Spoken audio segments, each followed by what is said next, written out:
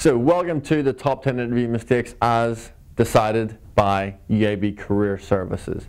Interviews are things that people get daunted by, but if you don't do these things, then you should look forward to them and always get the position that you're interviewing for. Number 10, not proving what you say.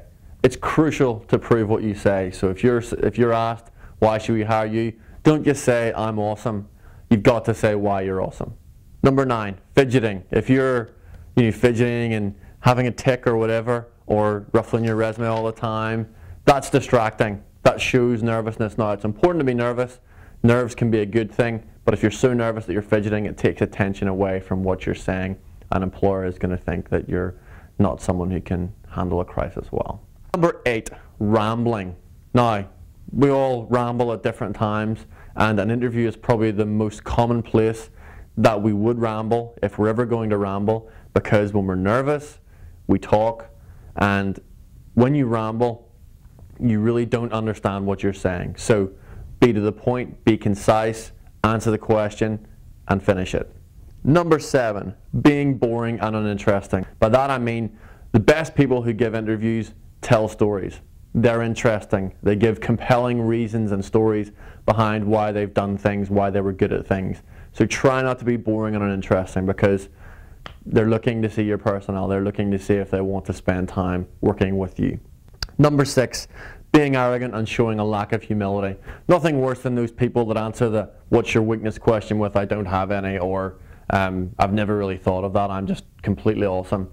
We've all got things we've got to get better at. We've all had times when we failed. So, show some humility. Don't come across as arrogant. People will respect that and they'll like you for it. Not making eye contact. If you don't make eye contact, people may not believe the answers that you're giving. They may look at you as not a confident person. Making eye contact is pretty crucial in an interview.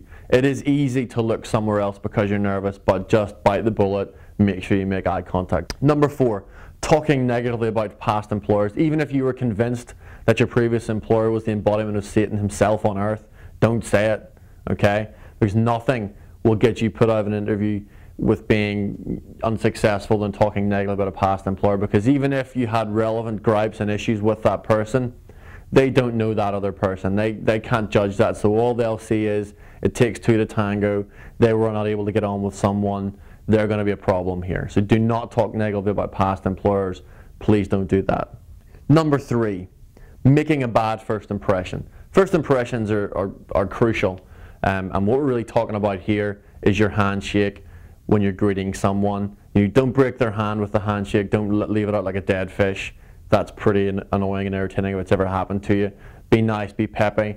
Those people who really struggle at interviews are the people that have a really hang drawn expression. They'll walk in kind of shoulders slumped, like they hate the world. So make sure you're not that. Make sure you're going in, you're positive, you're cheerful, you look like you want to be there. Number 2, being poorly dressed and being poorly groomed. There's no excuse for not wearing the appropriate attire.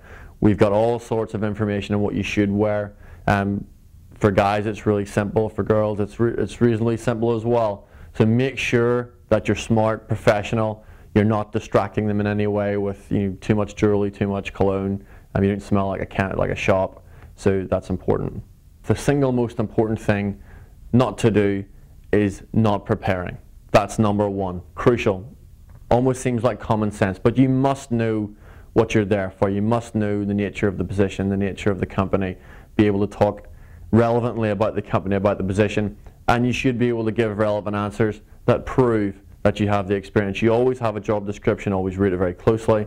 You can predict what's coming your way, so there's no excuse for not being able to really prepare yourself. Be prepared. So with those things in mind, hopefully you'll always be successful in achieving what you're there for, getting the job. Good luck.